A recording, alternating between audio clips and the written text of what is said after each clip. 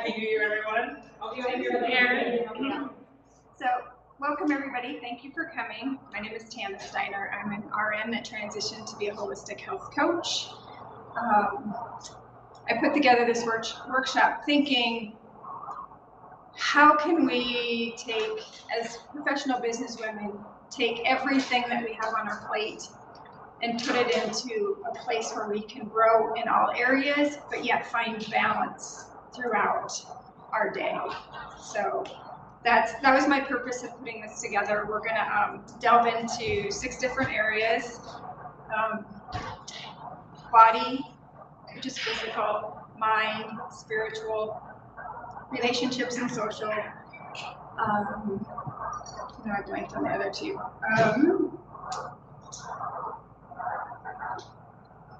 Sorry, fun, and then of course professional. So we can find balance in all of those areas.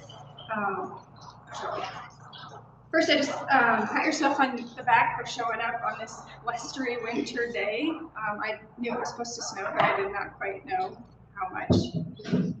I don't typically come to this side of town, and so when I came to town and the traffic was backed up to Walmart on Rouse, I was like, what's going on? And then I'm like, oh, it's probably a perfect powder day at Bridger. So I was like, oh, got it. So did you guys all know that yesterday was National Quitters Day? I heard that. So basically anybody that made New Year's resolutions gave up yesterday. So we're here today, and I'm trusting that you're not going to let that happen to you. You're going to spend more than 10 days focusing on your goals and creating them so they can become just part of your lifestyle and not something that's separate from who you are. We have a person. So,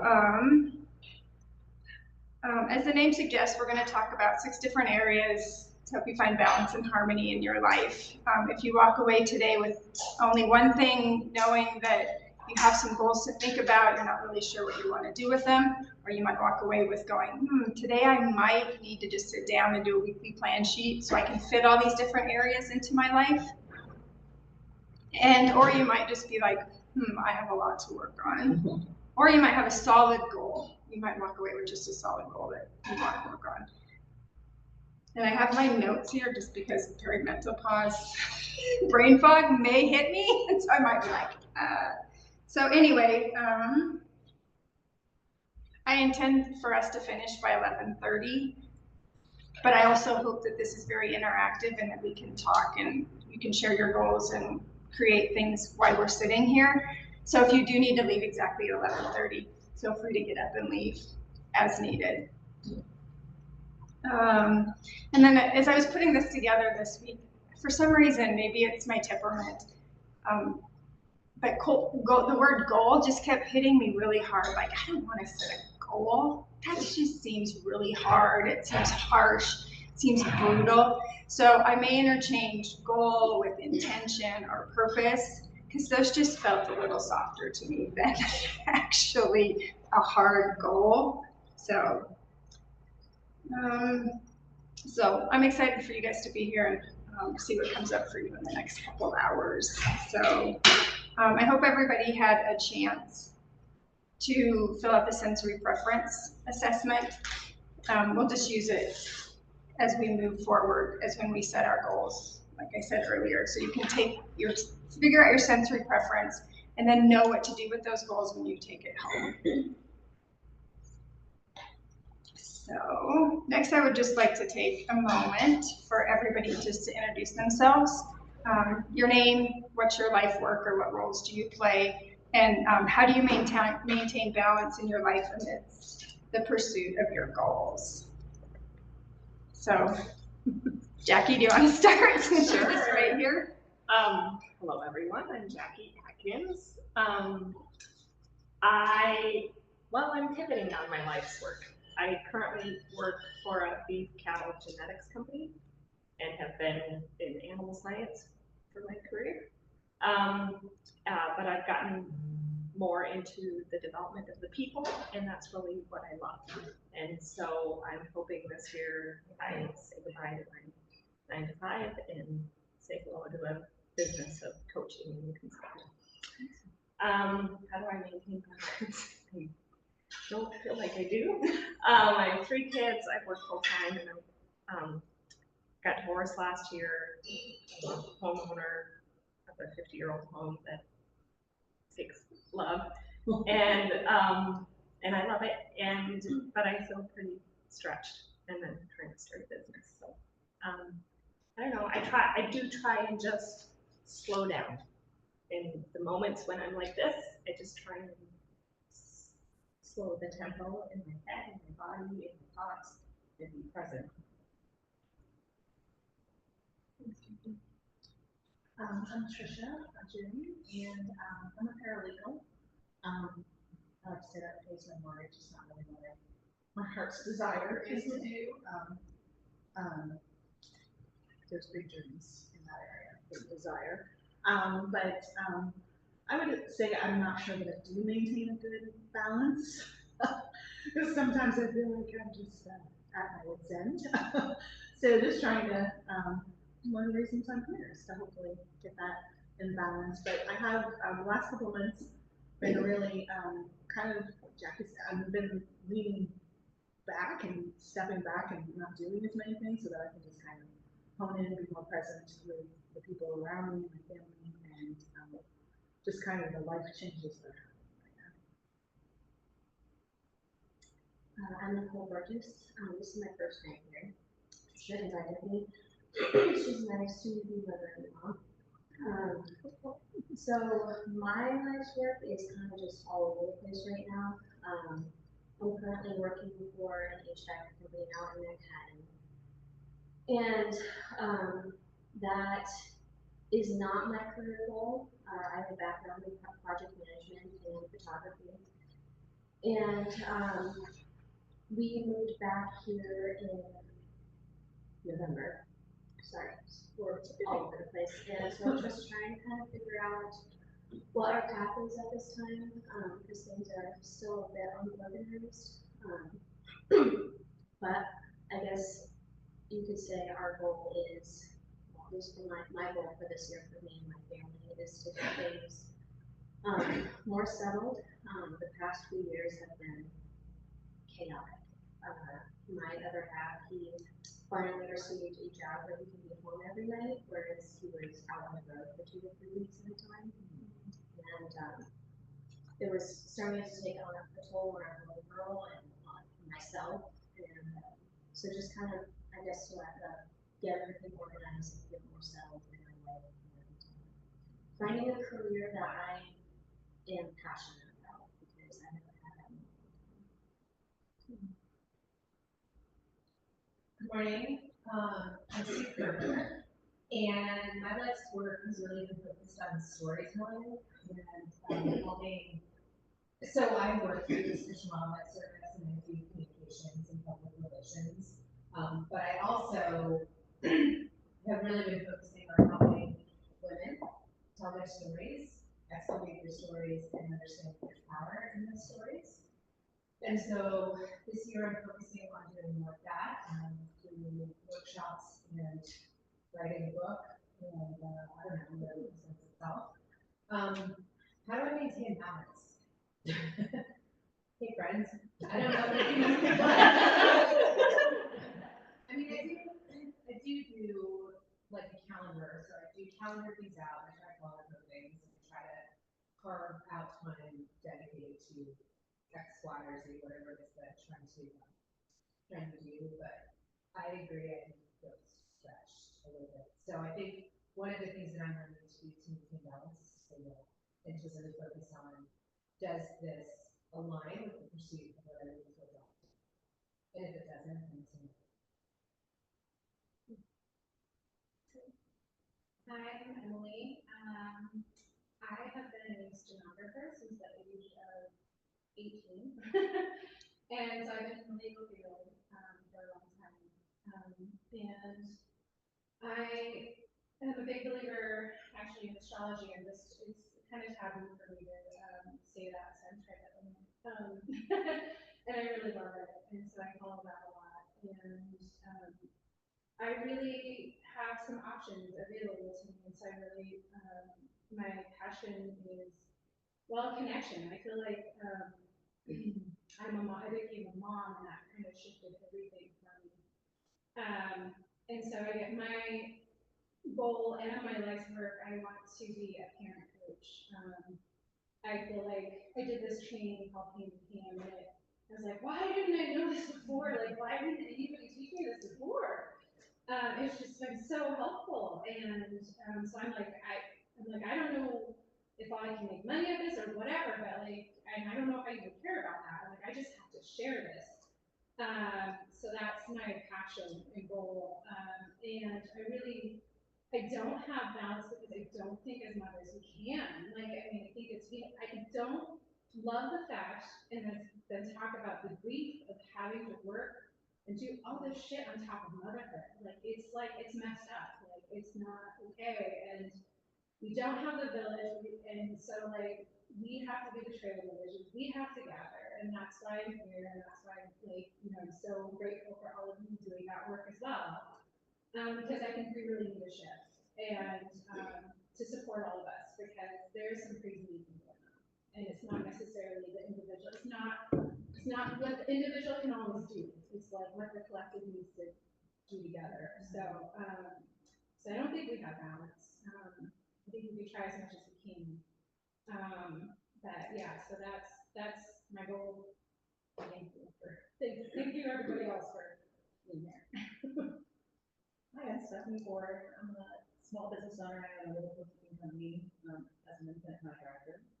I work at home, so balance for me is really challenging in terms of home and work life. And my home office is my old dining room, and so it's easy to go, oh, let's go do some laundry. And oh, I don't really need to do that reconciliation, do I?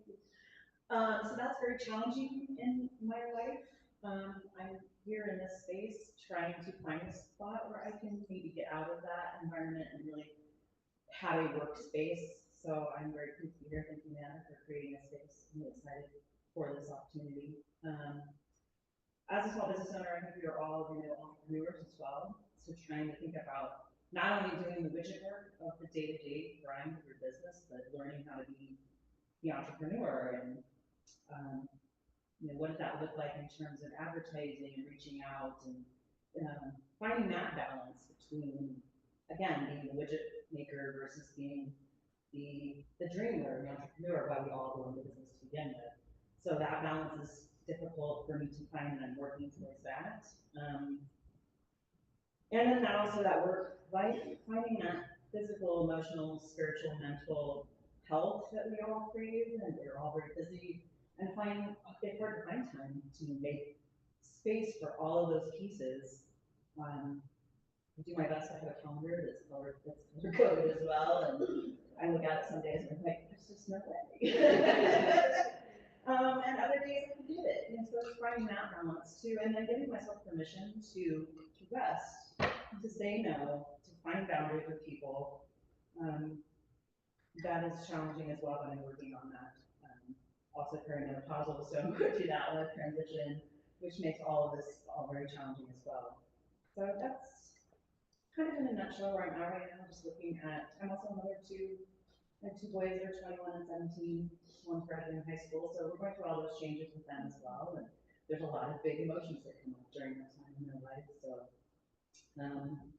yeah, so I'm just here to kind of work towards finding this balance, this work life,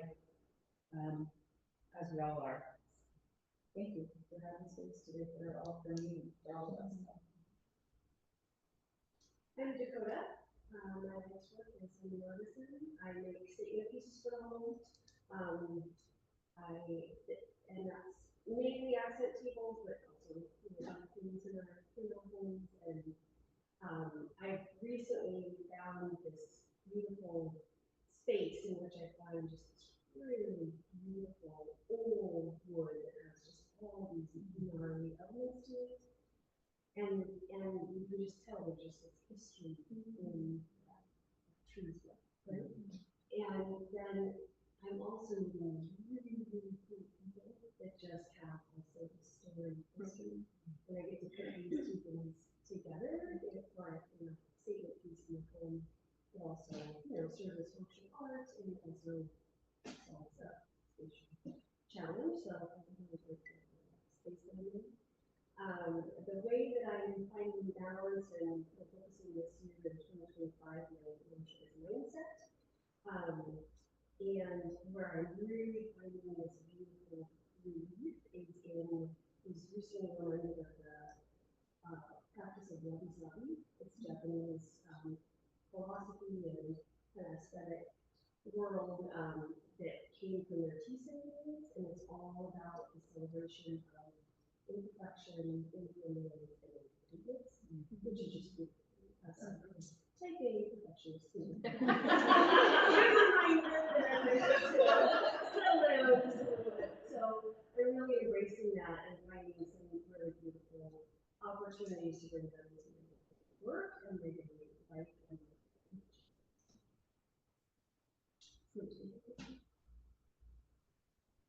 I'm Lorca Smith-Potter, and my life's work is resilient leadership and pulling it up and out of people and that feed each other so they make amazing things. And I maintain balance in my life by the unreasonable mapping in or designing in of space. So I design in buffer zones, I design in extra space and unclaimed territory on any front. And say, if that were true and my life was working, then what would I look like? So rigorous engineering. And without space, there's no chance of that. Because you can't adjust. Things are too tight. So that's my unreasonable strategy. But also, I don't tell people necessarily that I'm doing it, and so people don't know. That's useful. You don't have to defend it.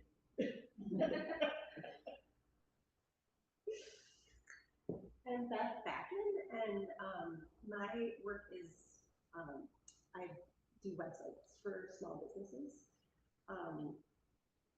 and my passion is more in like traditional crafts. So I'm trying to figure out how to have those things both existing, I guess. I haven't discovered how to monetize the thing that I'm like thinking about and dreaming about all the time. So just kind of working on that and maintaining balance. I almost feel like that's two questions for me because I do have ways that I try to maintain balance, but I feel like I set a lot of maybe the wrong goals last year, so so I want to pursue some goals in 2025. The way I maintain balance is partly I don't have kids, so I have like maybe more space. But I try to keep low overhead to create more space, right? So that I don't have to be working on like just trying to make money all of the time. And I do try to just make sure I'm getting outside and like moving the body and doing all of the wellness things.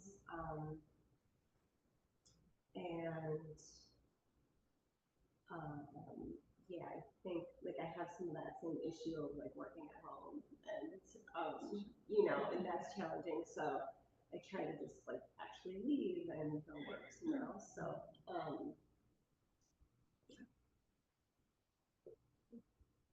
Great, thanks for sharing, everybody. It seems like everybody's got similar but yet very different stories of why they're here this morning, and I appreciate that appreciate you for coming and sharing all of that. Hopefully by the end we have to get Lynn on the can she? Zoom. Yeah, so I'm gonna ask if that's okay. Yeah, no. Okay. Can she introduce herself? Lynn, are you with us on Zoom?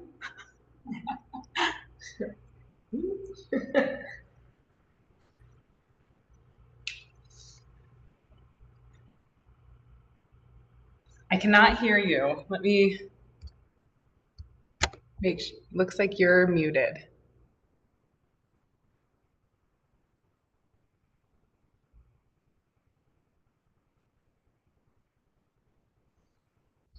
There, can you hear me now? Yes. So really quickly, if you're able to turn your camera back on, I'm going to turn this camera around so you can see this room and they can see you while you introduce yourself. Everybody Good say hi to Lynn. morning. Yay. And then I'll get out of here. All right, Lynn, it's you. It is. My name is Lynn, and what I am currently trying to do in 2025 is learn how to balance working for other companies and start my own nutritional health coach business. My passion is to work with people that are in addiction recovery, learn how to be healthier, become healthier so they can succeed in their recovery longer. But I've never worked for myself before. So I've always, for 40 years, I've always worked for other people. So I'm making the transition. I'm 58 and I would love to retire between 62 and 65. So I'm starting on it now, and I've tried it a couple times and didn't succeed, but I am determined this year. So just learning how to switch my schedule around, not be so loyal to other employers, turn the loyalty more to myself, my passions, and what I want to do. Amazing. Well, thank you for joining us this morning. Okay, you get to watch Tana now. Okay. And then I will leave the camera alone. All right.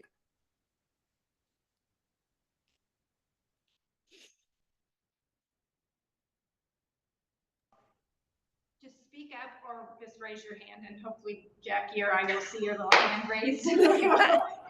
Okay, We'll call you, okay? So, all right, great. So thanks for sharing, everybody. We're gonna move on. So we do not learn from experiences, we learn from reflecting on experiences, and that's a quote from John Dewey. So now we're gonna spend about 7 to 8 minutes reflecting on last year. So we can celebrate how last year went. I want you to think in terms when we're talking about balance as well. Think about your health, body, mind, spirit, professionally, relationships, fun, so we can kind of get an area of where we might need to find more balance. And these are just some questions. You can use these or you don't have to use them. You can choose one, you can choose two. What went really well, really awesome this year? What are you most proud of? In what situations did you feel most authentic? What did you prioritize in 2024? In what ways did you honor your alignment? Or could use the word boundaries there. What were some obstacles that you overcame? What surprised you about this past year? What drained you or what gave you energy? When and how did you prioritize fun? And how did you deeply care for yourself? Is this available online somewhere that we can see this slideshow? Or? Yeah, once we're done, then it will be uploaded Okay. Onto Circle. So it is being recorded. So yeah. So if you guys want to take about 7 to 8 minutes and just kind of brainstorm and journal on how last year went. Can you just repeat those areas for balance again? So health, and that just incorporates like body, spirit or faith, mind, professional, relationships, and fun.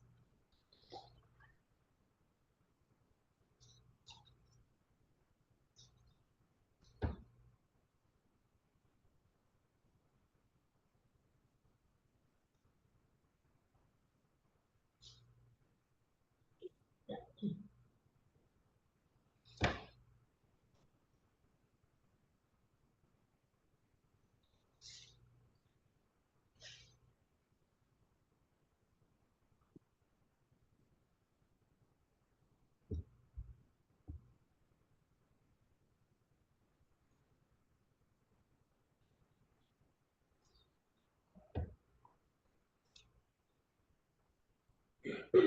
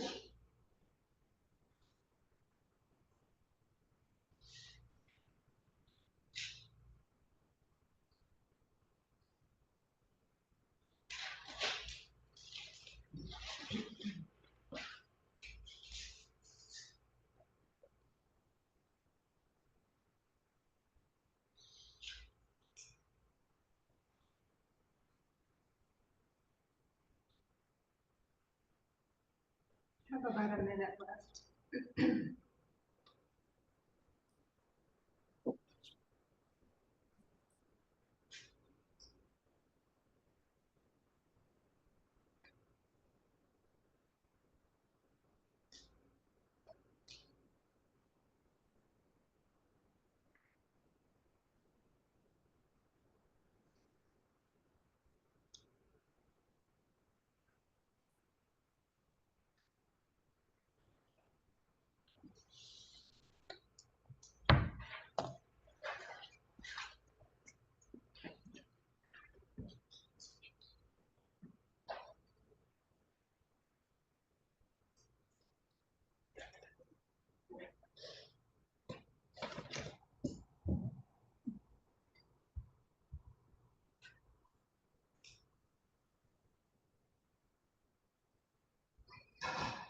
All right, time. Did everybody have a chance to get some good reflection over the last year? Does anybody want to share their celebrations and wins from last year?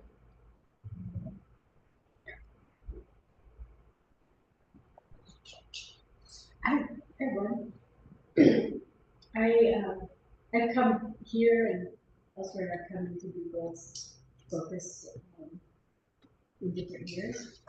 And this is the first year where I wanted to come, where I came to one of these where I am feeling really clear. And someone asked me right now what my goals are. Here's what they are. And there are 18 of them. There are a focused number of them. And it made me want to come to this more, even because I don't think it's a matter of where you are on the spectrum, that all of that work is so worth it. Every bit of it. Yeah. So I'm really proud of myself for that because I did a lot of work to get there, a lot of work. So it feels amazing. Good, that's awesome. Thanks for sharing. Anybody else want to share? I can share. This is kind of makes me really excited to do this because I wrote it and I don't know. I prioritized myself this year. I really did it. And it was hard. It was really hard. And I realized, through my partner, because of that relationship, I really love the mundane, the connection with my son. That's so much joy for me. And to get there, it took some work because before that, I just be really annoyed with him. And so getting to this point of just liking, just letting those small little moments be so fascinating to me. That shift was awesome. But that then also brought in conflict with my partner, and I'm realizing how I had surrounded myself with a lot of people who were very frozen, on the nervous system, so they were very frozen. So then anything I did, if I was reactionary, or because I did that Kimberly Johnson nervous system reset course, and she was we're not striving for calm, we're striving for a responsive nervous system, and that was oh my god. And so I, because my go-to is to fight, and everybody around me was frozen, and so it was this and then I was the crazy one because I'm just but. So then realizing that and realizing, okay, I'm actually just responding to the situation. It's just been and how I was made, I was really literally made to feel like I was crazy because of this and that. So finding safe spaces where I could, that is my balance, is having a safe space where I can release my emotions and have people say you're okay, you're just responding to your environment. That has been huge lifesaver for me this year, and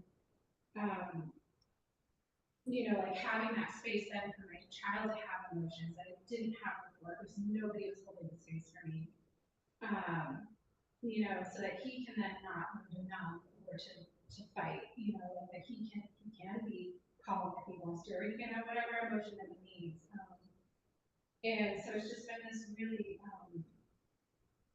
prioritizing myself and what I need.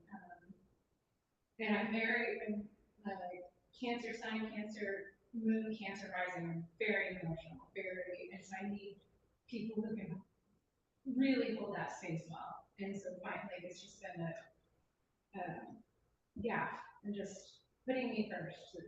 It's been awesome. But I need to keep that up and really find more space for people that are able to you're human. Okay, great.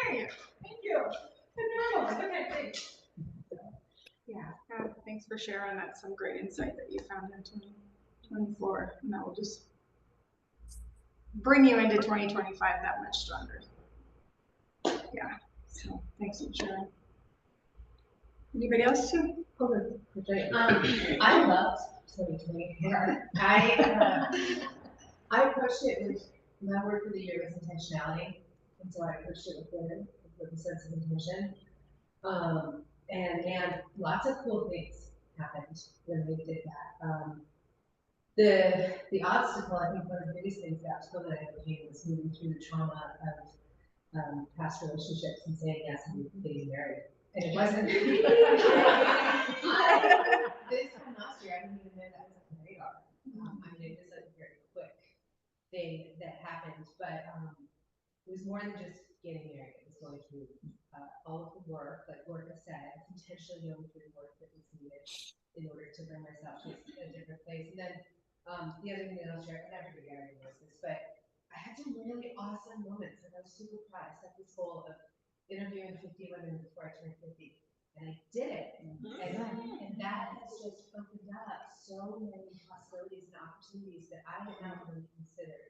So I think for me, with the intentionality, it was really honoring the things that I feel God has called me to do and leaning into that, and then just saying, just being open to possibilities, right? As things emerge and come up, these little, I call them breadcrumbs or glimmers, but these little things like just that. So this is it in alignment, how it is, let's try that. And so I don't know, I loved 2024. Great, thanks for sharing too. Congratulations on getting married. So just a little life thing. So great, thank you for sharing. So now we're gonna move on. We're gonna look for the big vision for 2025. We're gonna do a meditation here in just a minute.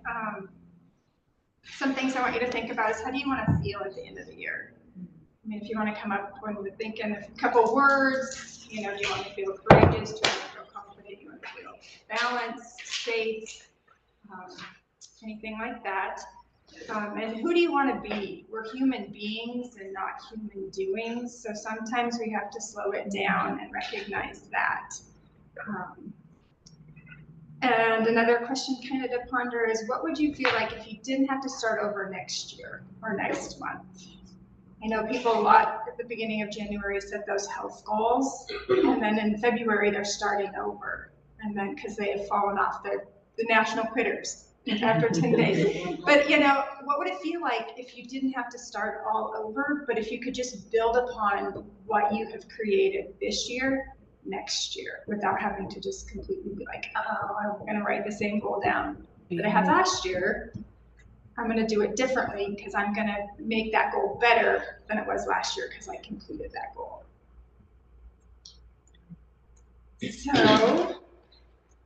So as we go through this, just kind of dream, like, if your current situations, don't alter at all what's on your heart. Just kind of take it in and be present to what you're feeling. So we're going to go on a little journey. It's going to take us about 15 minutes, 10 to 15 minutes. So just settle in. You can set your pens and your paper down and relax. Get your feet firmly planted on the floor. Just allow the seat that you're sitting on to hold you. Just find it a comfortable place for the next few minutes. You can close your eyes if you want, or just soften your gaze if that feels comfortable for you. And then just notice your breath.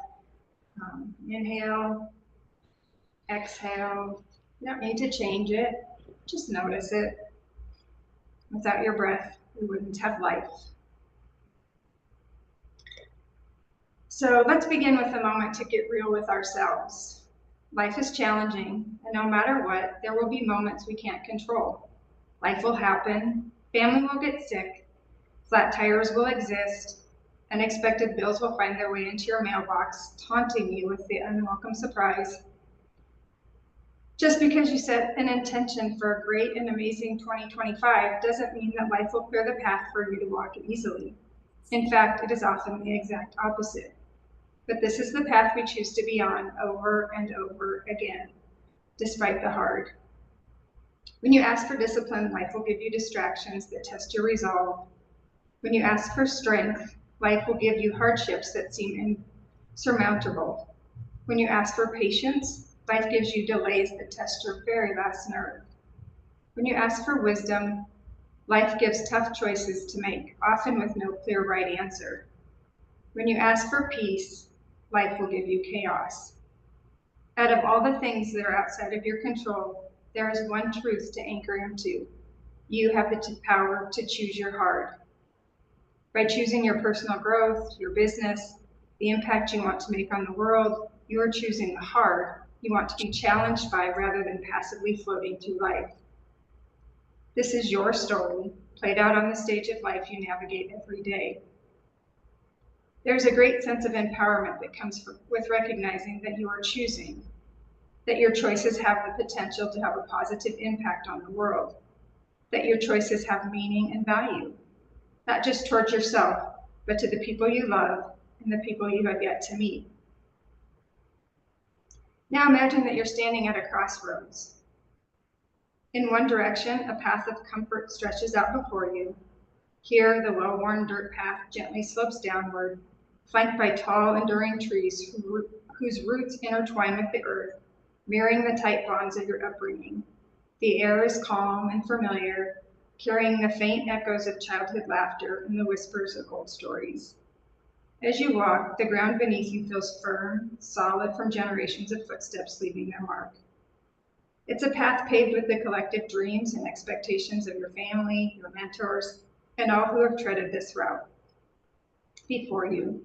The light here is warm and soothing, like a golden embrace wraps around you, offering safety and predictability. Along the way, you might spot familiar landmarks and smells, perhaps the scent of your grandmother's cooking, or the colors of a familiar neighborhood. Now shift your focus to the other path. This trail winds off into the unknown, inviting you to step into an untamed adventure. Picture the ground beneath you turning softer, covered with a thick carpet of moss that cushions each step. The air becomes richer, filled with the scent of pine and cedar mingling with the earthly aromas of leaves and soil. The winds bring whisper of unknown places and things, filling your lungs with invigorating freshness. Tall trees tower above their leaves, rustling gently in the breeze, like nature's symphony just for you. Beams of light filter through the canopy, casting intricate dabbling patterns that dance in the wind. The light flickering playfully as if guiding your way. The notes of a distant stream trickle through the soundscape, creating a soothing yet exciting backdrop to your journey. Flowers of every hue dot the path. Their blooms burst of color promise of adventure. The soft touch of petals and leaves brush against your skin, adding to the thrill. As you walk this path, take in the feel of the world around you. The trail underfoot may be less discernible, each step revealing new, unknown ground. This journey is yours, a blank canvas waiting for you to leave your marks on it. The further you go, the more you sense a connection, both to the earth beneath your feet and to your own inner calling. You may hear the distant call of wildlife, the rustling of unseen creatures, each sound an invitation to move forward. This is a journey wrapped in wonder, curiosity, and an ever-growing sense of self-discovery. The smells around you might change too, from the scent of blooming flowers to the fresh, crisp air of higher altitudes. Now you're faced with a choice. Will you continue down the comforting, well-trodden path of tradition and certainty? Or will you dare to follow the wild, untamed path of adventure and self-authenticity? Each path holds its own beauty and challenges, but remember, the choice is yours, and only yours. Take a moment to breathe in deeply, taking in the sights, sounds, and scents of your chosen path.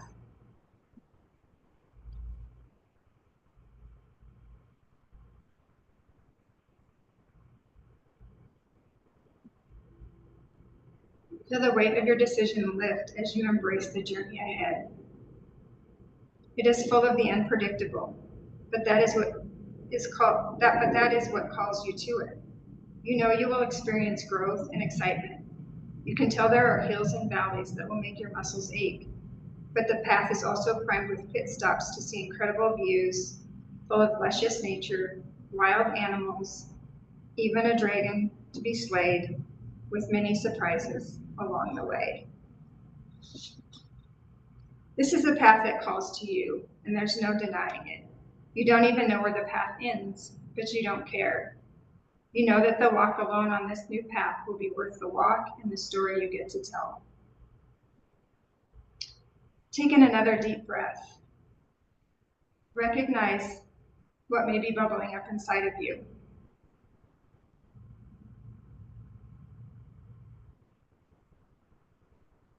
Discomfort or maybe even excitement, like the feeling you get when waiting in line for a roller coaster.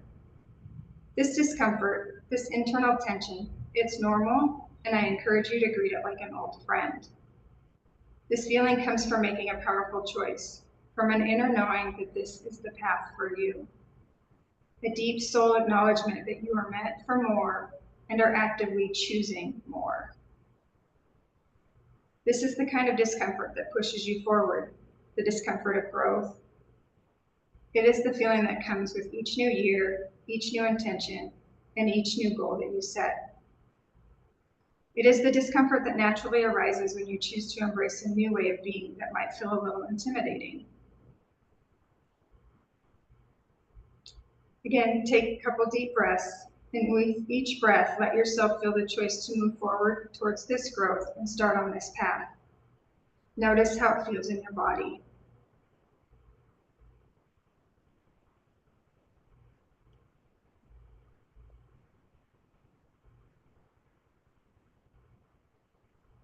Check this feeling so that when you encounter it again, you know that it is familiar. It's not a signal to quit or to run. It is not scary. It is the feeling of leaving your comfort zone. Let us acknowledge any uncertainty or fear. These are simply signs that you're expanding, stretching your comfort zone, and putting one foot in front of the other.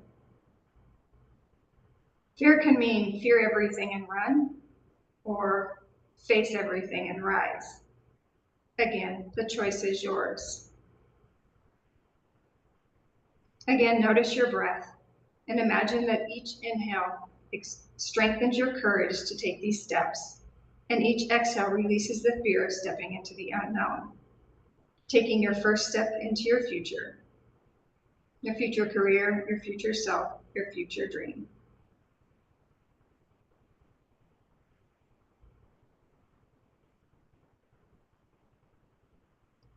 As you begin your walk on this path, you notice the crunch of rocks under your boots, each step solidifying your commitment to a more scenic and thrilling route. The sounds give you a rhythm to your movement, a comfortable beat to march to.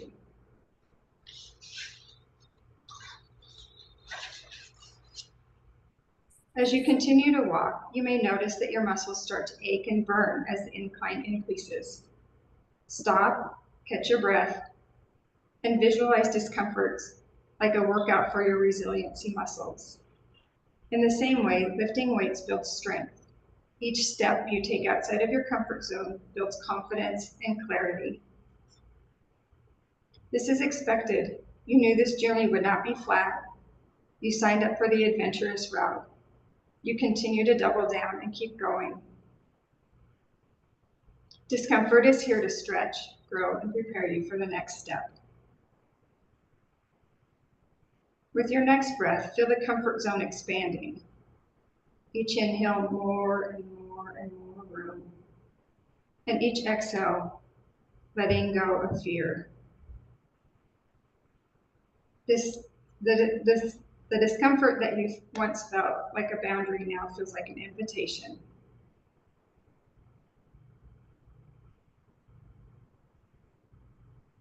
As you continue to move forward, know that with each step you are choosing your heart, choosing your growth. It is a sign of commitment to your path. You're stepping towards a bigger, bolder version of yourself, the version that is just unafraid of discomfort, but ready to thrive in it.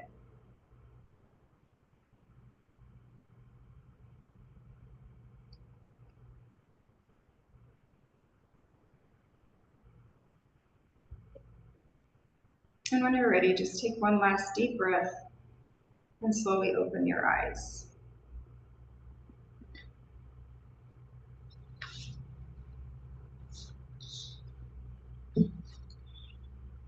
Now we're going to go back to journaling. So journal anything that came up for you during that meditation. Again, here are the 6 areas we're going to talk about. I have this sheet of paper. I guess I could have handed this out earlier. Basically, it's just, it has the 6 areas.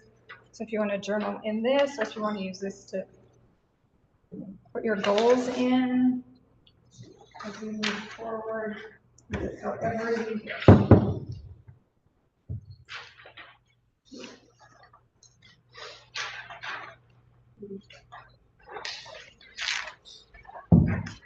So we'll take about 7 minutes again.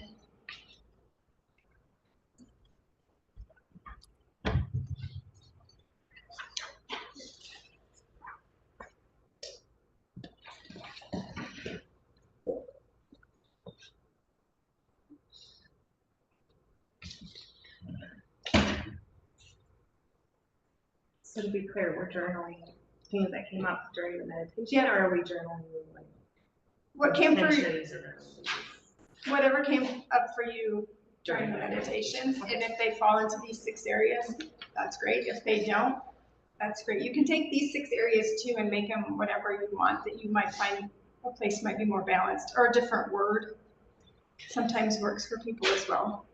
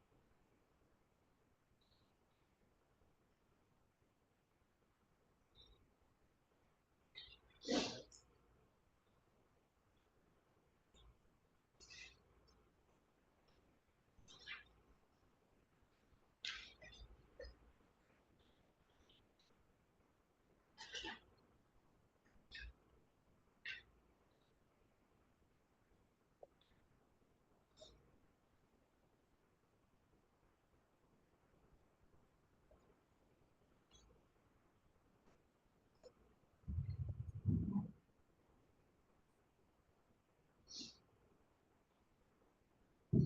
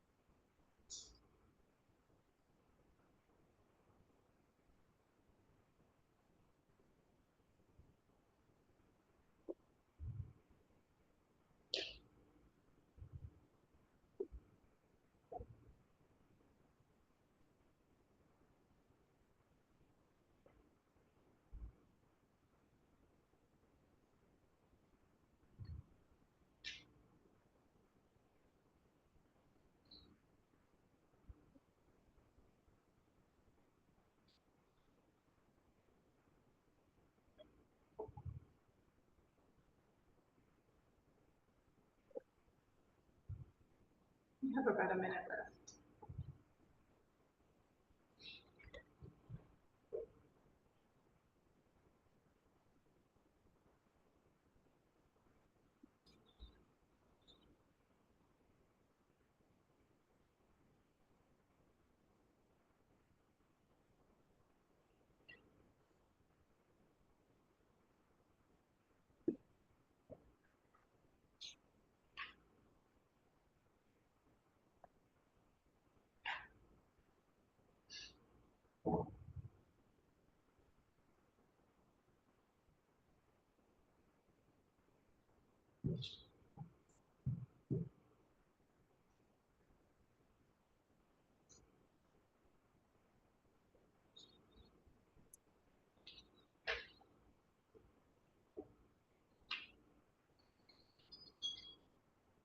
All right, time's up. Anybody want to share what came up for them during that meditation? I had this like very almost somatic response to feeling like I was facing the fork in the road. And on the one hand, the comfort of my past and things that I find comforting. And I adore my family and I like feel my grandparents even though they died. And I could like feel the strength of my past carrying me to the hard things. Mm-hmm. So it didn't feel like a choice of like stepping away from that. It felt like it armed me to better take the adventurous road.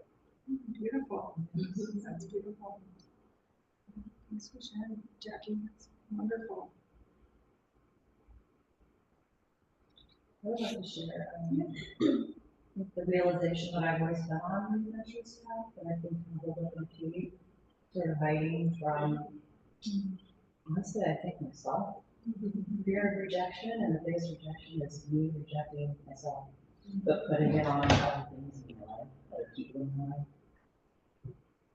So yeah, so I think I've known that for a while now, for the last couple of years, and that was kind of my reflection on 2024 was kind of the wins were accepting myself and kind of calling all those pieces back in, you know, little Steffi from when she was 5 and Stephanie from when she was 12 and really incorporating all those pieces back into me and having all of me and being okay with that. That's really hard because women too, we start to shed pieces of ourselves to fit in, to be, you know, proper and right, and I'm done doing that. So I'm on the path of adventure and I'm not okay with going forward. Yay. Great. Thanks for sharing. Anybody else? Share. I think I'm realizing that I had some like late wins in 2024, and then I've already been attributing them to like 2025 wins. Because for me, like, I feel like I'm sort of like reemerging. In 2025, I have like a lot of energy for some things that just, I don't know, it was like the timing wasn't right, or I just had some like, I don't know, 2024 was like kind of weird for me. I started out with this brain fog thing. So I had just this like massive brain fog at the beginning of the year that I didn't even understand until it started lifting. And my partner had double hip replacement the first half of the year, which is amazing. Like that's a huge win. And now it's like our lives are so much better because of that. But it was like it took a lot of headspace.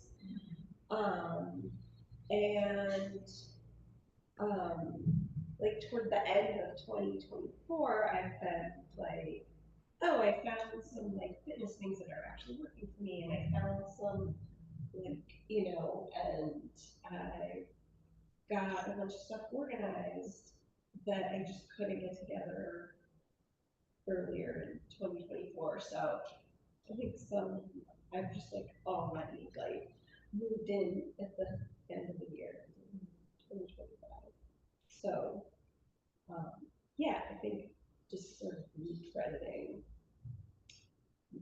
just like remembering like, yeah, that actually was 2024. Like I did actually like finish up, and like get through some stuff. And I think all of it was, I guess, necessary. I just felt like 2024 in some ways felt like a wash. But there were some really amazing things too. So maybe that's part of like balancing is like understanding that maybe I just couldn't have it for like while I actually am like not understanding hormones and surgery is a big deal, Yeah. So that's kind of what.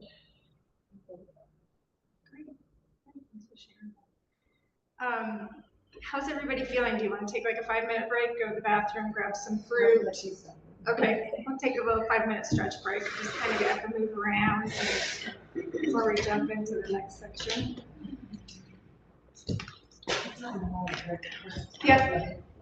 Straight down the hall. Coffee's months. Yeah, I don't know where they come from, but they're so fun. How you doing? Your mom always tells the story that she loves to bring men in here to which has meetings, and she'll just, go get them coffee. The coffee cup, and just, she kind of gauges their character, how many minutes they go based on their reaction to move.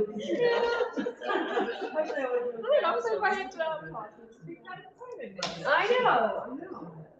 They're fun. Yeah. Does Tuesday still?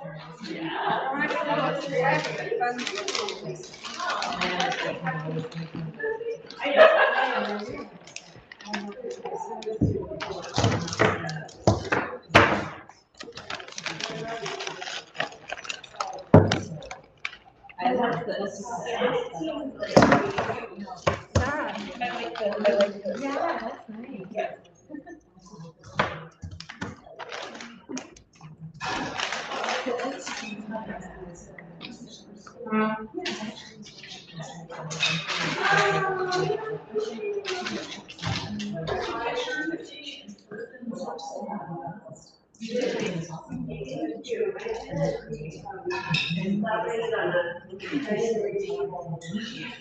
Beautiful, gorgeous.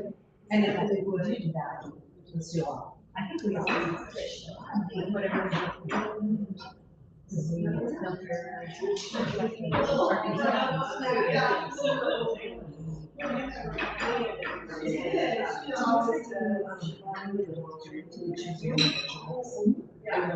what I mean? I know, right?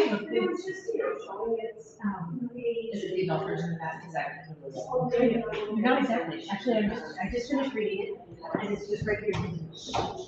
You literally have it? Yeah. This guy, he's Edward Gonzalez. He's a, well, serial killer.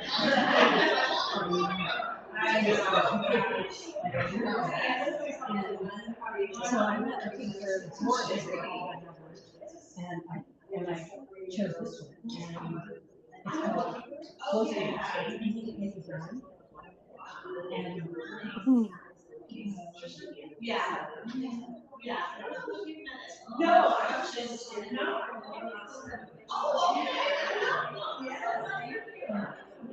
it starts with this idea that consumption precedes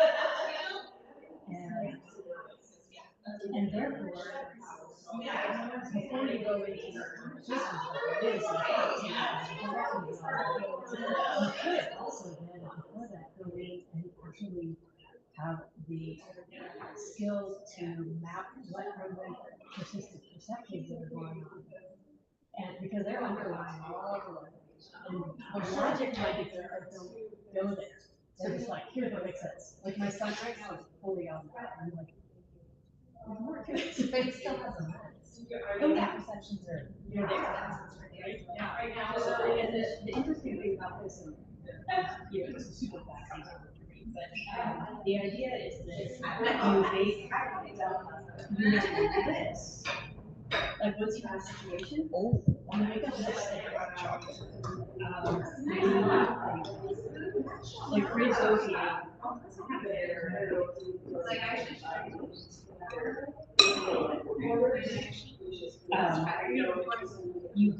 You make a list and pre-associate ancient like spots of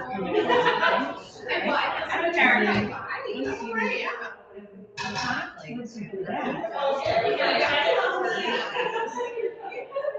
then you can map it like this, and you can see it happen. You can start to see where points are, and where the so you could be a lot of these things.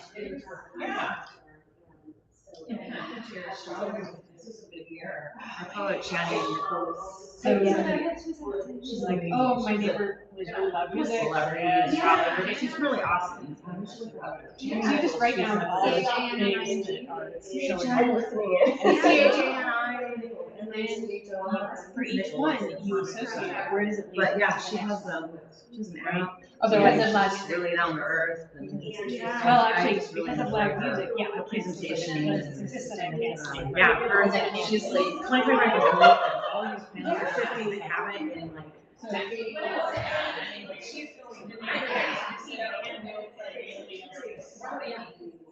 Yeah, it's red stuff.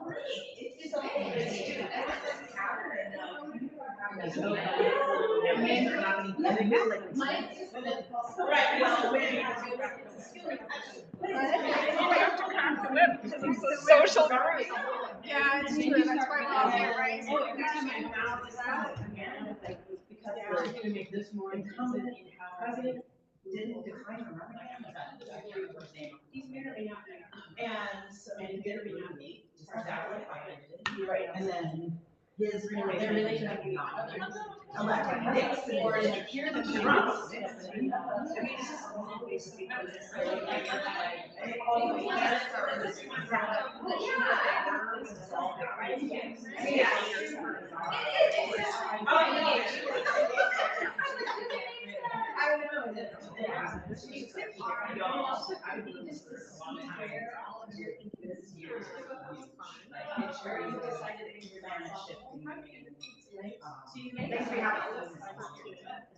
Are we ready to jump back in? This one and this one, and this one. It's so taboo to me. So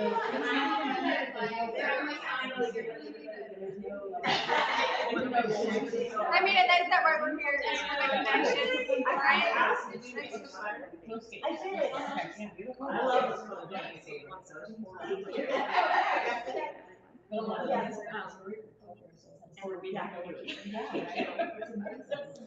All right, let's jump back in. I left little treats for you, and if you know me, I'm a no added sugar kind of person, so these only have 3 grams of sugar in them.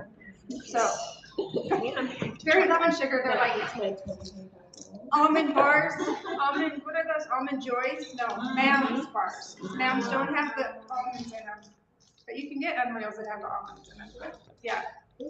So, all right, now we're gonna talk a little bit about, is anybody here familiar with James Clear, Atomic Habits? So everybody's familiar with him and his work and how you habit stack and how you create systems to fit everything in. So just briefly, since I think everybody's familiar with him, you do not rise to the level of your goals, you fall to the level of your systems. 40 to 50% of what we do every day is a result of habits. So if you're going to take something, a goal that you've made, and make it into a habit, it has to be obvious, attractive, easy, and satisfying. And to get rid of a bad habit, you need to make it invisible, unattractive, difficult, and unsatisfying. So when we talk about goals, taking your goals and creating them into a system that you already have is a great way to incorporate them into your life. Since everybody's familiar, we'll move on. So the sensory preference little worksheet that I had you guys fill out, are you all familiar with what your sensory preferences are? Yeah, okay, good. So basically this is just information for you to take forward, so when you go home, I mean, if you're a visual person, you can take your goals and make a vision board, charts, graphs, or spend time visualizing it and getting to the steps that you want to take to get to the results. If you're more auditory, you can record and listen to your goals and add meaningful music. Listen to podcasts that are similar, that have some similar to what your goals are. And auditory people usually like accountability groups or discussion groups where they can talk about their goals and how they're moving forward with those goals. If you're more kinesthetic, people need like more physical reminders, like maybe a bracelet or a token in their pocket or something that they have with them to remind them of their goals. Kinesthetic people tend to have better results when they're actually creating goals, to move around and talk about them and write them on whiteboards or use sticky notes. Journaling is an amazing thing in all areas of your life, but also when it comes to setting goals and using your sensory preference of that, and hands-on activities like writing, drawing, models, those kind of things. So I always think about little kids and their goal. You know, you put the little chore poster up on the refrigerator, and then they can see what they need to do, or they can be reminded what to do, and then they can get to put the sticker on it. So it just kind of involves all of their sensory preferences. So this is basically for when you leave here and you want to move forward with your goals. You can take whichever preference you scored the highest in and add that to your goal. And then I bring the introvert extrovert up because we're talking about balance. And introverts and extroverts have distinct needs. As an introvert, I need to be setting goals to be outside of my house more often and socialize, because I can be very happy at my house for 3 or 4 days. And when you work from home, that's a good thing, but yes, also a bad thing. So, so for me, setting goals around that is important. But as an extrovert, they could focus on creating goals to help them slow down and avoid burnout. So when you think about yourself, just think about that, those areas of where you might need to add in a goal moving forward, just to help provide some balance. Everybody familiar with SMART goals? I mean, this is just one of the simpler ways. Is SMART goals make it specific, measurable, achievable, realistic, and it has to have a timetable. You can take a bigger goal and break it down, but following these guidelines is one of the ways that, especially like if it needs to be realistic. I mean, I can set a goal to run a 5K. I mean, is it realistic? Yeah, but do I want to do it? Maybe, you know, so just looking at the bigger picture. So now we're gonna jump in and we're gonna take some time to address those 6 areas on that piece of paper. If you want another one to write on, you can have extras. We're just gonna spend about 3 minutes, I think, writing 1 to 2 goals in each area. And when you think about it, when you think about balance, think about also is how can you habit stack? Yeah. How can you habit stack? For like me, my morning exercise, like walk, includes my meditation, my faith, my exercise. It also gets me outside of the house. And so, I mean, I can habit stack around that exercise. So the first one we're going to talk about is like health, physical, body. So you can think about, what does healthy mean to you? Why is improving your health important to you right now? What are specific areas of your health you want to focus on, such as nutrition, exercise, sleep, hydration, reducing added sugars? Can you describe a time when you felt your healthiest? And what were you doing? And what small manageable steps can you take to improve your health? For me as a holistic health nurse, I think this is one of the most fundamental things that we can do, because you all know just a poor night's sleep, the next day you're off, you're eating unhealthy, everybody triggers you. And so finding that balance of your health can actually balance out a lot of your other areas. So if you want to take about 3 minutes and just write down a couple, 2 to 3 goals in this area.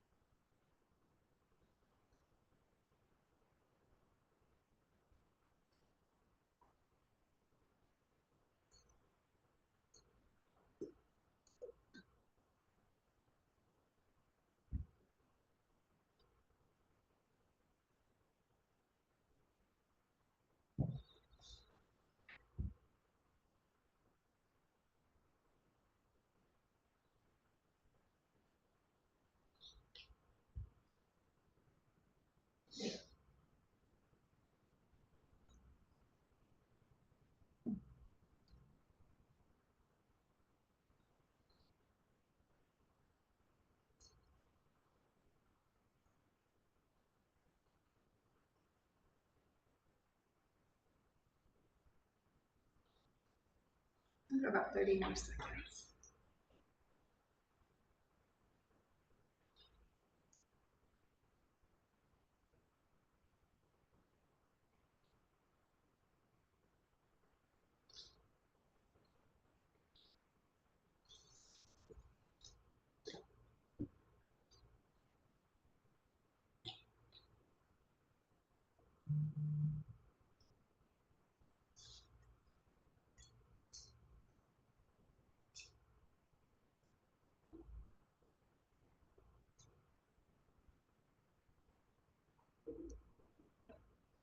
All right.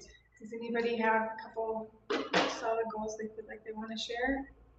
Something they're pondering that maybe they want to jump into?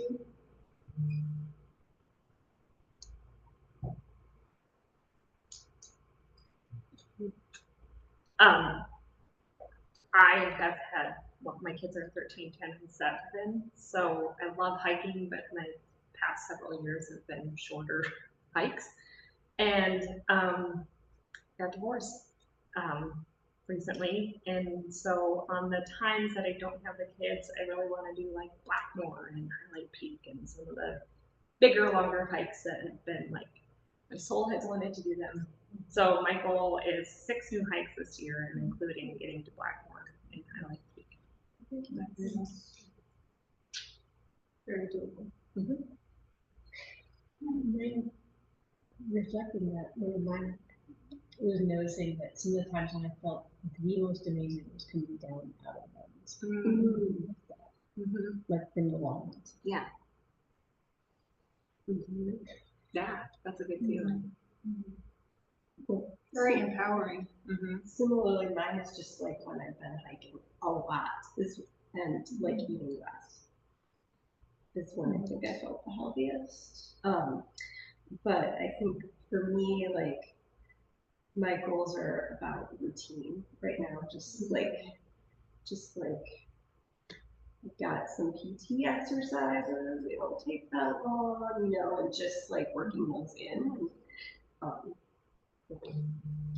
gonna put it out there that I've been starting last spring. I really wanted to do skating, like outdoor skating, on skating, wild skating stuff. And that happened right when the thaw was happening, so I took the break. But now it's back, and so if anyone ever wants to start or go skating, you can tell you technique or whatever. So where would you go? Well, actually, it turns out I've heard there's a group of older guys who maintain Holland out over somewhere that way. Off of Davis. Yeah. And they sound like a group of characters, which makes me happy. And so I actually looked into Nordic skates because you can do long distance stuff, which is what I really want to do. But they're not cheap at all. And so I went like achievable. I'm gonna go buy a pair of skates from, what do you call it? Second Wind or Lansing today, and just start skating. I don't need the long skates. Yeah. And then there are, there's the indoor skates. Do they still maintain the rink over here by? Yeah, they have they have open skates too. Oh yeah, if you don't have them. Yeah. I think most days are. Oh yeah, plus there's a ton of outdoor rinks. Yeah. We could do roller derby.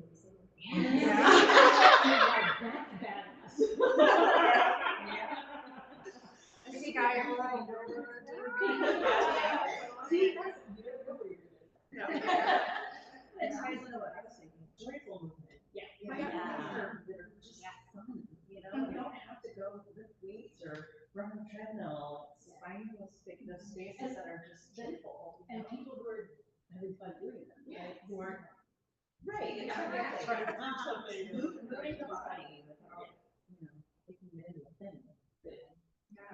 And you're more likely to do it if you enjoy it. And if it's something that you're dreading, you're like, I don't want it. And then why make life like that? Life should not be at all like that. Yeah. We call it the Earth Gym. Yes. The Earth Gym. That's great. Yeah. Farming is. Yeah.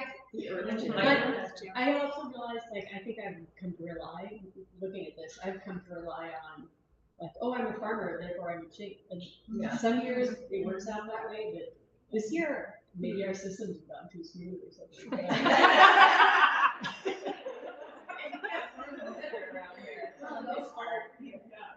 So these dirt roads. Lorca, have you read the book Outlive by Peter Attia? Outlive? Outlive. Oh, Outlive. So Outlive is all about longevity and the things we need to do as women to maintain our strength to live longer. So when we're 90, we can pack in groceries. And he talks a lot about grip strength do farmer carries with heavy weights and, you know, and as a farmer, you're using those kind of movements. But I find it that most of us aren't using those movements that we need to carry us in. To get off the floor. Yeah, to get off the floor. My PT told me that you did a study of all the different professions to see which ones translated the most strongly into athletic ability, and farmers were number one. I would believe that. Yeah. What was the author's name? Peter Attia, Attia, I think. He's a physician. Yeah, his book is great. It talks a lot about, you know, what we need to do as humans, but also as women to maintain that strength as we move forward. I want to put a place in, I want to put stuff in on our farm that people could move through, that doesn't look like that, but that is kind of a combination of a low ropes course and then maybe ways I can farm that actually ask more of me. Yeah. And then people could come and we could.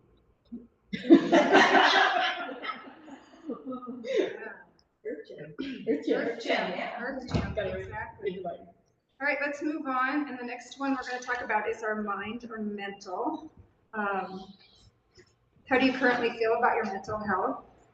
What aspects of your mental health do you want to improve or focus on, like stress management, emotional well-being? Setting boundaries is big for your emotional and mental. Can you describe a time when you felt mentally strong and balanced? What were you doing differently? What specific mental health goals would you like to achieve? What changes as you hope to see in your life by improving your mental health? And this can also incorporate rest into this area as well. And I'll give you about 3 minutes again.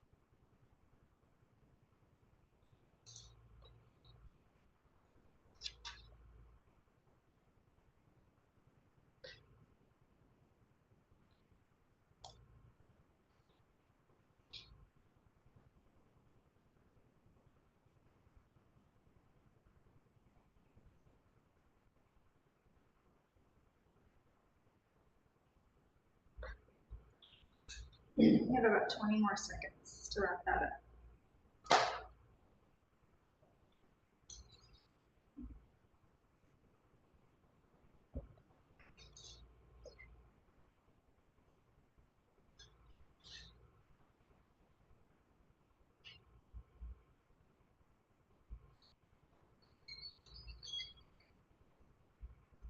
Okay. Anybody want to share about mental mind? I know for me this is big. This is one of my big focuses this year, this mindset. I'll share. One of the questions I answered was when I felt mentally strong and balanced.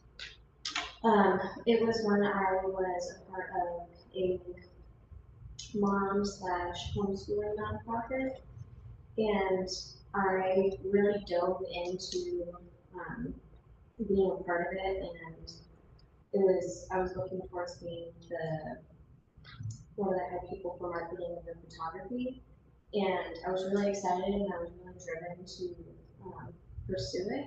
And unfortunately, the nonprofit did end up going down, but my goal this year for myself to get out of this mental fog, I guess you could say, is to find something that I can feel a part of again and pursue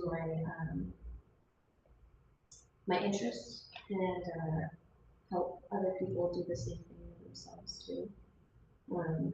And the one thing that I know I can do to make that happen is to keep telling myself that I can do it.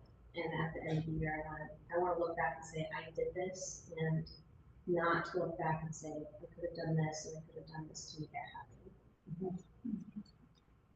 Nice. Good. Anybody else? I think my sort of key right now is just focus. So I think I've been just a little all over the place mentally.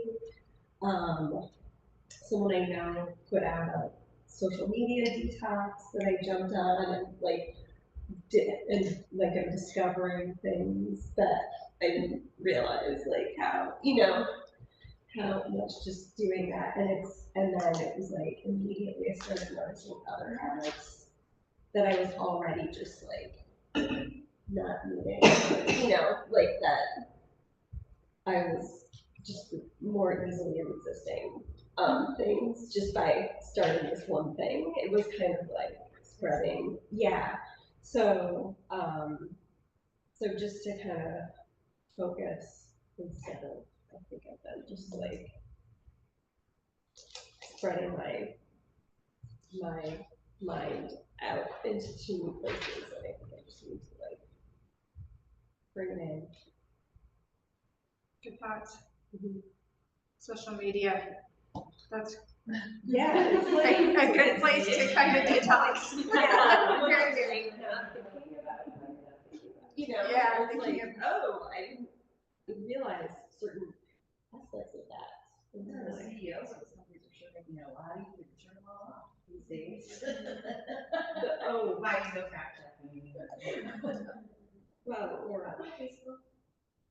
Yeah, or like false fact checking. Yeah, you don't need to get into that, but just go outside. Yeah, just go to the Earth Gym. Go to the gym. Go to the Earth Gym. And Earth relationships. Yeah.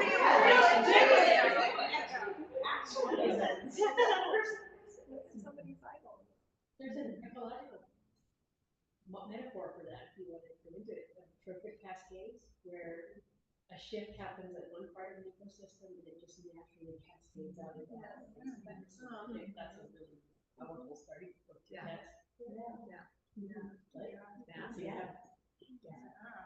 That's cool. All right, we'll move on. This one is professional. So we're not talking about, the details of your professional business, but we're talking about how you can maintain a healthy work-life balance while you're pursuing your goals. How will you achieve these professional goals, impact your overall happiness and fulfillment? What do you envision for your career in the next year? What are your core values and how do they align with your career aspirations? What actions can you take now to start moving towards your professional objectives, and who can support your professional growth?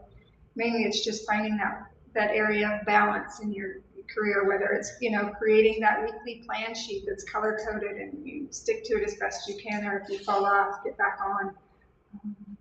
So things like that, they can help to maintain that work-life balance. I'll give you guys about 3 minutes.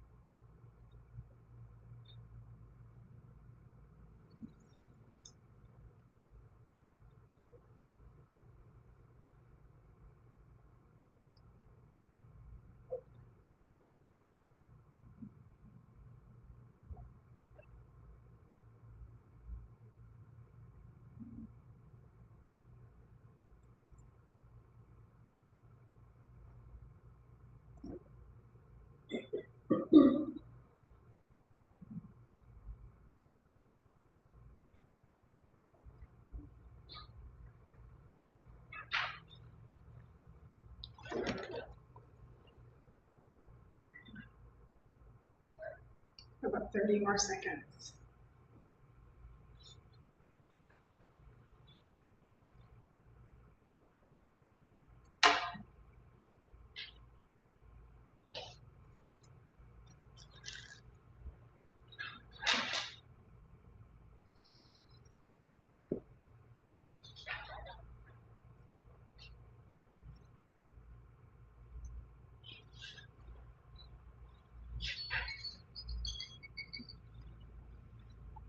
Okay, I think this is one of the harder areas for those of us that work from home, is to find that balance of, do I go do my laundry right now, or do I need to do this, or do I need to do that? So I think this is an important place to help find work balance. When you're working, and when you're off, you're off. Because it can be hard those two things can intermingle so easily.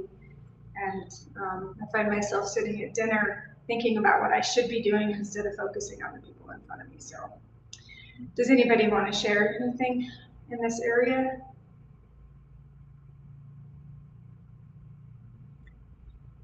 Maybe an example of what not to do, but I also work mostly from home, and I was getting ready to be gone for about 6 days, and I had a meeting happening, so I started water running to wash some pan dishes, started the dishwasher, I transferred laundry, grabbed the basket, I ran upstairs, started putting clothes away and packing, and then I just went straight to my meeting without shutting off the water that I started to hand wash. And 2 hours later, I flooded my kitchen Oh, and gosh. did like, so that's real for me. It's like, slow down and pay attention to what you're doing. 'Cause I try to plan it all in and very costly. Yeah, and we're women and we want to do everything. Exactly. And so that makes it harder. So you say something. So I work from home too, and the thing that keeps resonating for me is, and this may just be me, but dedicated routines. One thing that I did this last year with the work from home thing is just create a routine. So up at a certain time, gym, journaling, prayer, meditation, getting ready, being at work at a certain time, and then being focused on work. But I didn't find great balance in eating and in hydrating and in taking breaks and all of those things. So I think if I put those things, the other thing I wrote, so focus, discipline, dedicated routines, focus, discipline, and then carving out time to do these things and putting that calendaring out or just having those visual reminders, even for the other things that are in the other spaces. If that makes sense.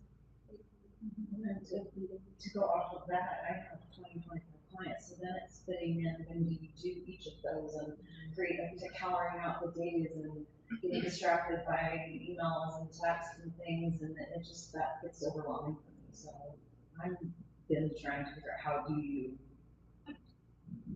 setting boundaries with people, number one, with clients particularly, that's challenging. So I've gotten better at it, but yeah, it's all very real and very challenging. So. Well, and I'll offer one more thing. I have been meaning to, and I never did it. Why am I not working from Skyward Up? Well, that's 1 to 2 days a week. It's so dumb because I have the ability to do that. Right. There's nothing stopping that except me. Yeah. So why am I not doing that on Thursday or every Friday? So gals, if you want to have an accountability buddy, let's do that. Let's do it. It doesn't even mean we have to like sit down and have talk, but we could meet and do that. Because I think sometimes that's a part of this whole thing, right? Accountability is just right. A little bit of work. Yeah. I was thinking of the beginning, but how often do we actually sit down and have we ever mapped our values? You know, like actually what are my boundaries right now? Like, are there any no's at all for them?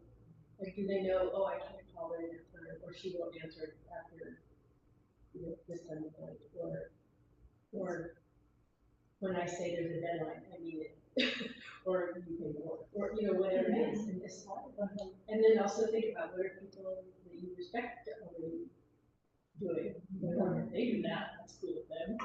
You realize you respect other people's boundaries rather than. Well, and then if you use your personal cell phone and business phone as well, then you have that whole conundrum and getting texts from clients at 8 o'clock. And it's like, oh, answer, please still come. You know, so. Anyway, you can't do anything until you actually know what you're doing or not doing. So maybe just some mapping for the first. That's great. And maybe you map it and you're like, I have no boundaries. And now it's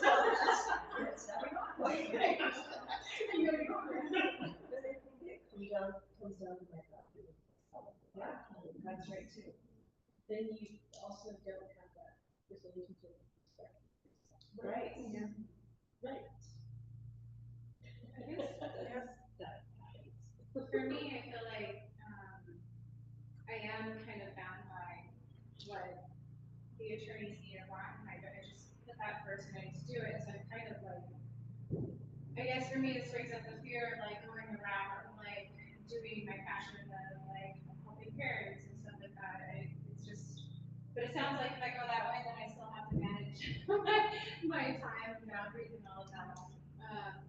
Because I feel like it's very just kind of set in stone right now. Because I'm just like, okay, like this is the time when I work, and this is what I have to do. So in that way, it's kind of easeful. And that was actually during the meditation. I had this vision of the 2 forks in the road, and you had mentioned like slay the dragon, and that brought up anger in me, and I like instead of pushing, you know, the anger away, like listening to that, it's like I don't actually want to slay the dragon.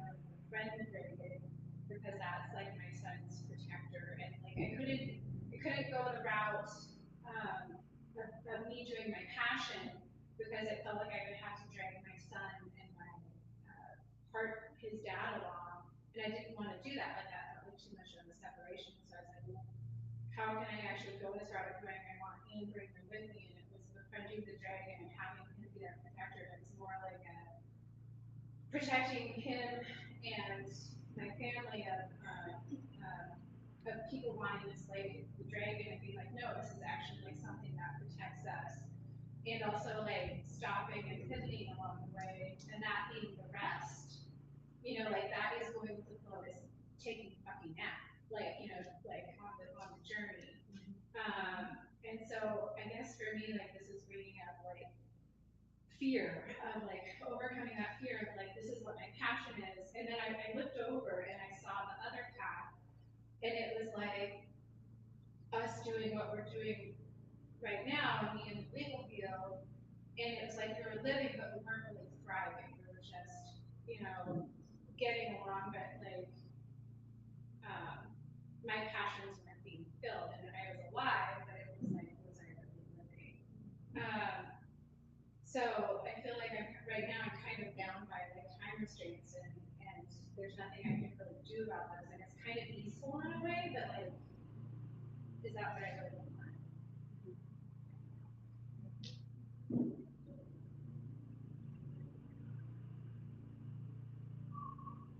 Sounds like a place that you are recognizing that you need to make a decision. From what I'm hearing, you're saying, you know, which way do I go? Which way do I go? How is this? How's that? So spending some time just thinking about what's important. Yeah. Committing to investing even deeper exploration of what truly our wilderness is, like doing a longer or repetitive, journaling into making that really where it's the start of the stairs and where you. Please, I'm sorry. Oh, sorry. Yeah, no, I think that the wilderness meditation is just the beginning. Right? Wilderness is infinite. And so really diving into that even this week, but then through that whole year. Really worth it.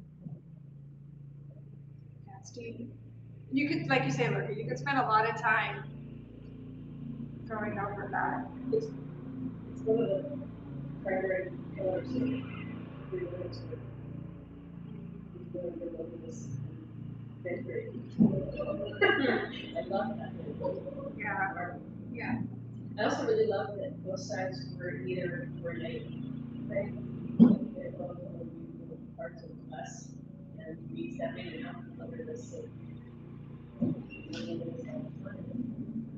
and staying just one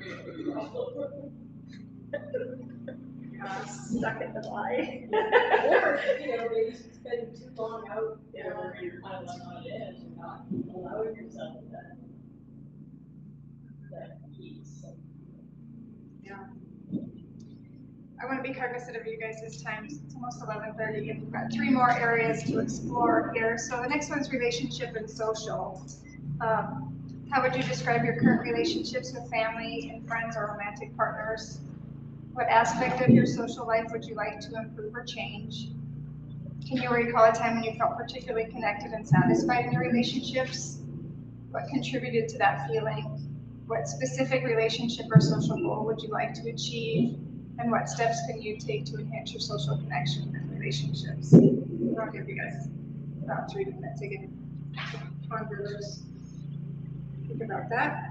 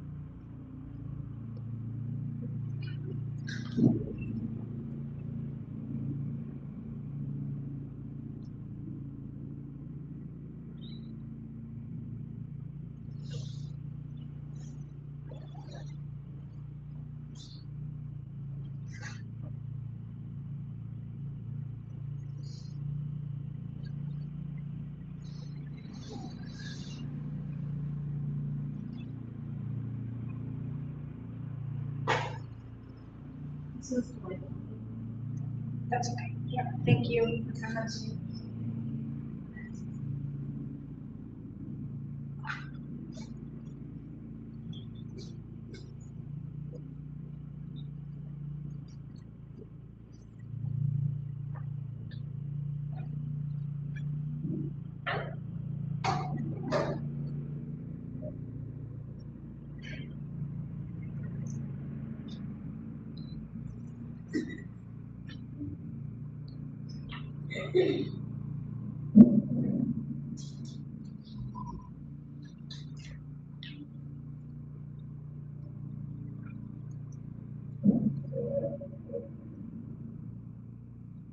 About 30 more seconds.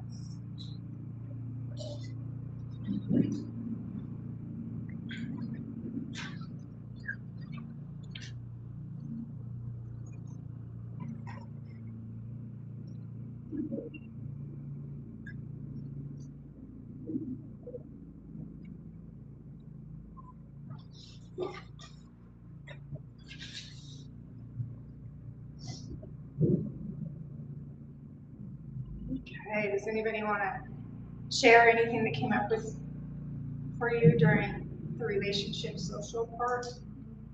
This is that you need to have some goals set, or just recognizing how you can infuse it into more balance.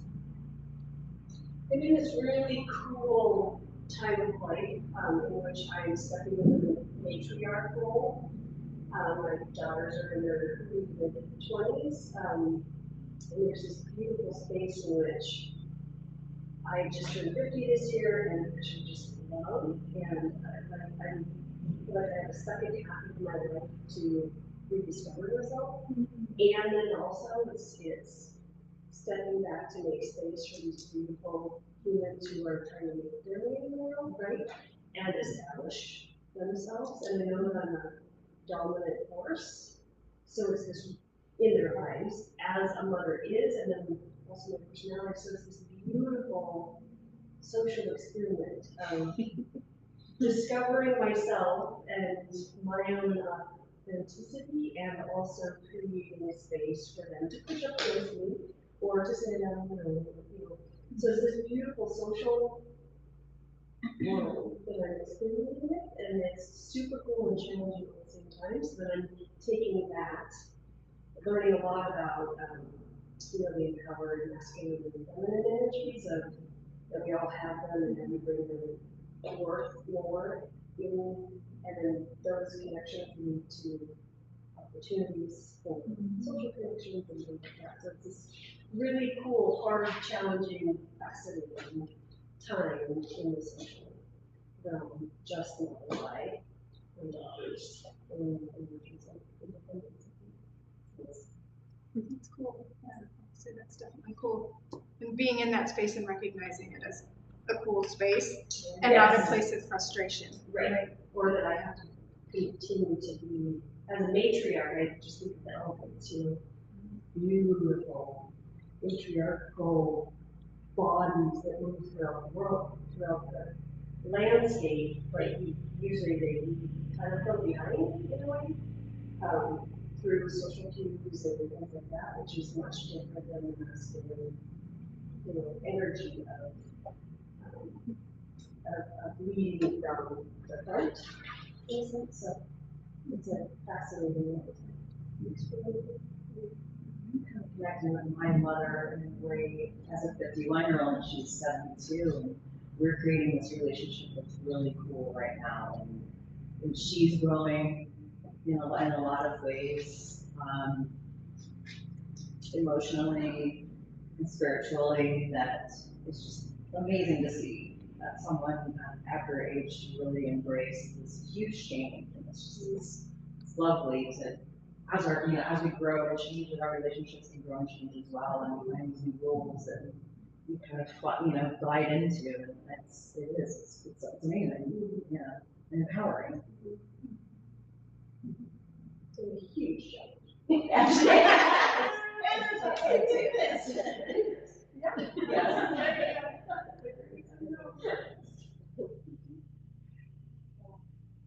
So I love that. I had, when my friend and I went to New Orleans to celebrate our 50th together this past year, and we were talking about relationships, and she said something about, she said something to the effect of, Sue, I don't really know how to do relationships unless they're transactional. And I thought about that for a long time, and I feel, Dakota, much like you and Stephanie, like you mentioned, that I also moved into this space of second half and learning how to do, like, I think in the first half, everything was transactional, because it was like, if you do this for me, I do this for you, we achieve this goal, and I move out professionally, or whatever, right? There's always sort of a something. But now it's less about that, and now it's just more about being in it, being with. I don't know, it's just, it's a totally different perspective, and I wrote less transactional and more authentic. Asking for what I need, right, like they're bringing that in a lot of these boxes. There's I can't remember who the author was, but somebody talked about having worthless friends, which doesn't mean they're worthless. It means they're just your friends. It's not a friendship that you're looking for anything from other than just friendship. Companionship. Yeah. Maybe also we could extend this conversation into ourselves. That maybe it's part of making space, but dedicating time to things that no one else has an agenda in.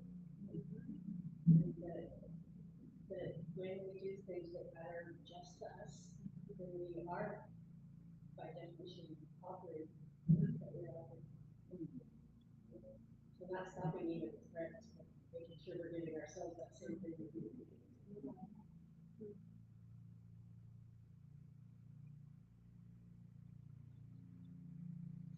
It's interesting how we can easily look out at everything else instead of looking internally at what needs to be recognized and making space for that, giving ourselves some grace in that area.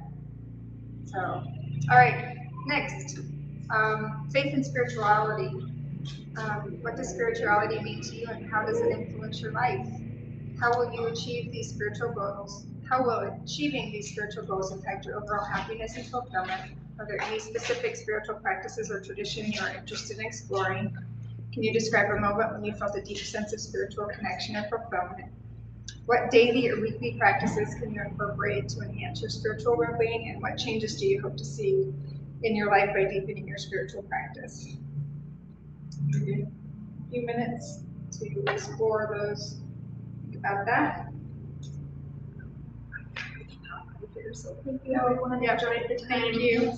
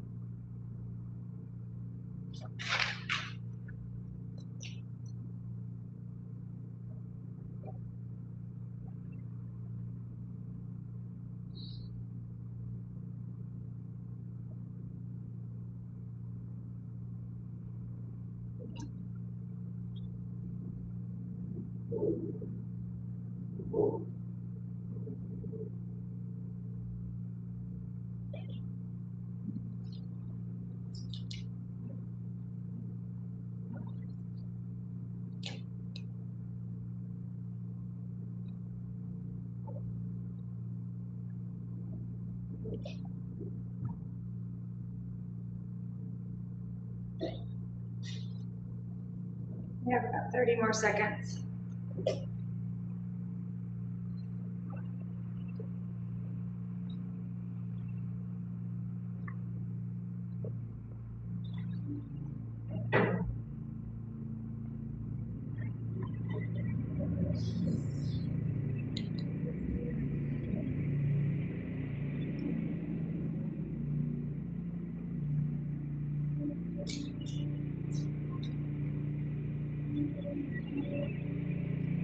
All right.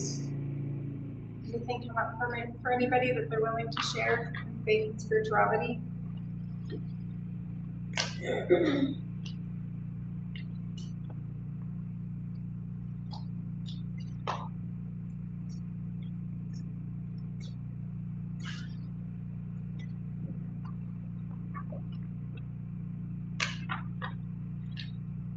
Mine is just to continue my faith in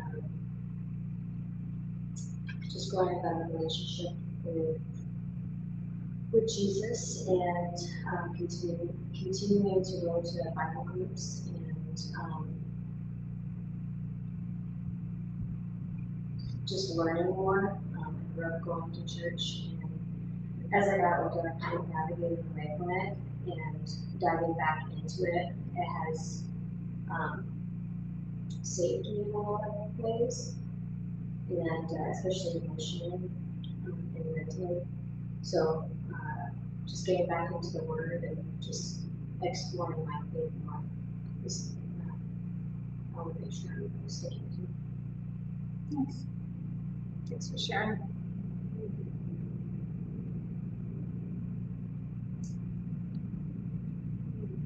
Mine's kind of similar to what she said, but right now I've kind of been in a place where I'm not really sure where the Lord wants me as far as like serving and where to be. So I wanted to kind of figure that out.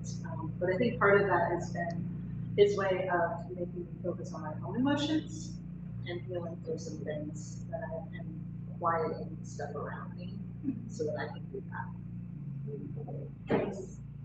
Yeah, finding that space to just sit and be. I had a really sort of like expansive experience spiritually like 5 years ago when my mom was passing, and I think now I'm just in this, like it was because of what she was going through, but she was like this incredible, yeah, she just, the way that her process went was just like very like spiritually opening for me. And now I'm kind of just in this place of like fostering ancestor connections in a time when it's like less sparked because I'm not in that role and not like walking with her. So it feels more quiet and just like making time for like reflecting and finding in sort of less like obvious ways the connections to the people of the past. Nice, thanks for sharing, Beth. All right, last but not least, fun. So, what activities bring you the most joy and excitement? When was the last time you felt truly carefree and happy? What were you doing? What new hobbies or interests would you like to explore? How can you incorporate more play and creativity into your daily life? What are some bucket list experiences or adventures you want to pursue? Who are people you enjoy having fun with, and how can you spend more time with them? What events or social activities can you participate in and add more fun to your life? And what small changes can you make to create more spontaneity and enjoyable moments? Give you a few minutes to ponder that.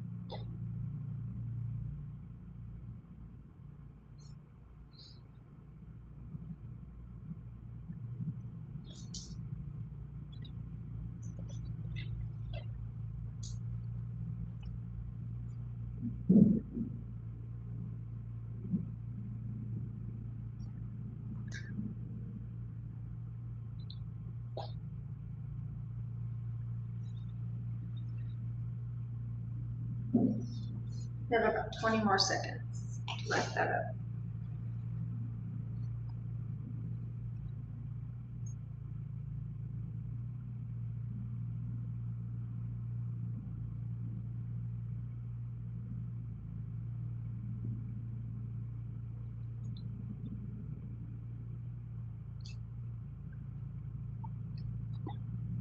All right. I find like this is one of those things that gets neglected a lot of times when we're professional. I mean, we can neglect a lot of things, but making fun a priority, I think, is a good place to be. Just to help add balance to our life. Anybody want to share anything about fun?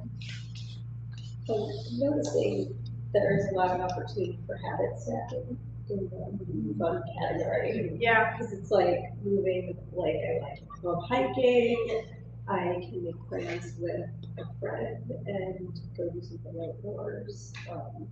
So it can be like tending my body and my social thing can be really fun. And also like doing my exercise, like just by doing something I enjoy instead of like being at a gym or something. So I feel like there's a lot of, and maybe even just like some spiritual aspect, like for me, and just be like the trees and just being in nature can be really, yeah. Or having it work more fun. Right? Yeah. To not make fun of things, like to find the fun, joy in every day, like in goofy writing dinner, and just live out loud, I guess. Maybe a little bit. I was noticing how it because I find it really feels like a growth edge for me. And the situation is that my brain feels like a massive playground. Like I have a bigger fun. That sounds good time. But what that actually means is I can, like, some of these questions make me realize that I don't actually go out and have fun, that I don't necessarily carve time to go do fun new things with people I love. Like, I'm gonna go have fun, and like I pull out my piano, right?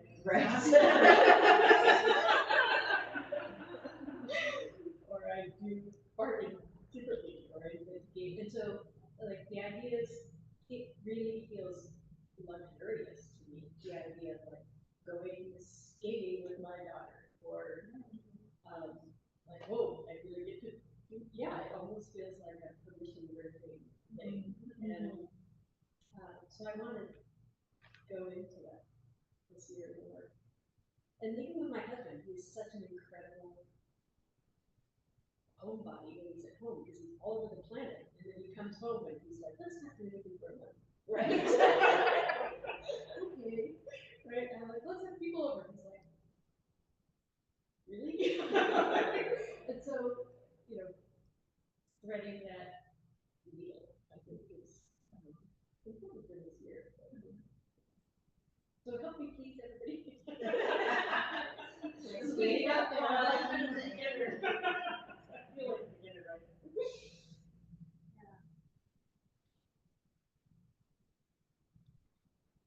Anybody else? Well, for me, I mean, fun for me is playing with my granddaughter, doing activities that she likes to do. She brings out a lot of joy.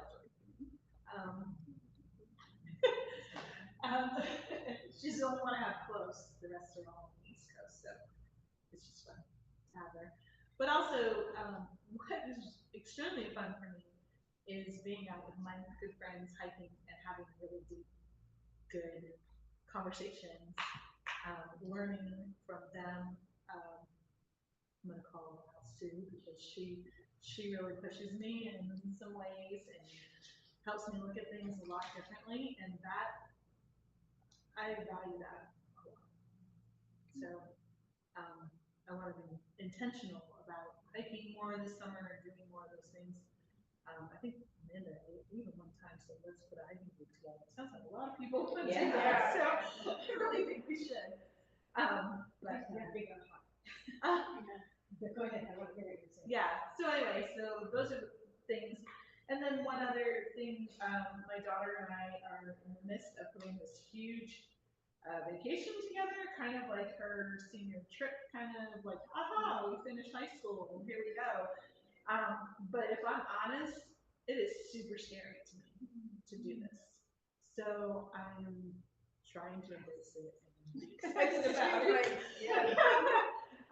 She's like, which one is mom? And I'm like, you want to go where? Like, so yeah, so just trying to, I mean, I feel like in all areas, 2025 is me stepping out a lot of my comfort zones and embracing what the desires and passions of my heart really are, which is really scary. We'll be watching. Yeah, we'll be watching you do this. So that's all I have. Since we're out, we won't do the final questions since we're way over time. But thank you all for coming. Oh, where's my little thing? Yay! There's the fun for the day. Thank you all for coming and enduring a little bit longer than I anticipated, and also thank you for being open and sharing. My offer to all of you is 2 free coaching sessions if you want to solidify any areas that you want to delve a little bit deeper in and just help get through the start of 2024. And I will send out an email with all the details of that. So, Thank you. Wow, that's amazing. yeah. So, and then I took, this is my vision board that I created for 2025. So after I did this with my mentor, I was like, oh, I'll put that, I'll make one. Because usually I'm one of those people that puts my goals away and then I'll be like, oh, that's what I was supposed to be working on. So, Yeah, and you yeah. never risk.